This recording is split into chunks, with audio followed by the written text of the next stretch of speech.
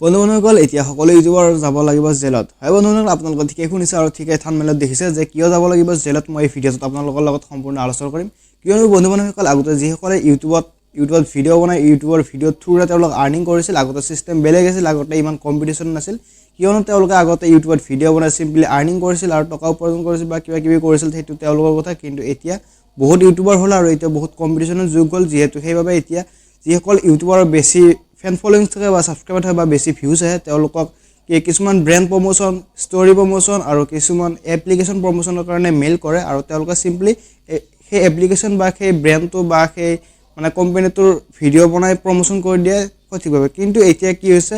ভাৰত চৰকাৰে এটা নতুন ৰুল ৰেগুলেশন আনিছে যিসকল বেটিং এপ্লিকেশন যেনেকুৱা আপোনালোকে ধৰি লওক ড্ৰিম 11 টিন পাৰ্টি আৰু এনেকুৱা বহুতো গেম বা এপ্লিকেশন আছে তেওঁলোকে যদি সেই বেটিং এপ্লিকেশন কেইটা যদি ভিডিঅ' বা তেওঁলোকে প্ৰমোশন কৰে ষ্টৰি প্ৰমোশন ভিডিঅ' প্ৰমোশন যিকোনো প্ৰমোশন কৰে তেনেহলে হয়তো তেওঁলোকৰ চেনেলটো পাৰ্মানেন্টলি ডিএক্টিভ বা ডিলিট হ'ব পাৰে হয়তো তেওঁলোকো জেলত যাব পাৰিব লাগে কিয়নো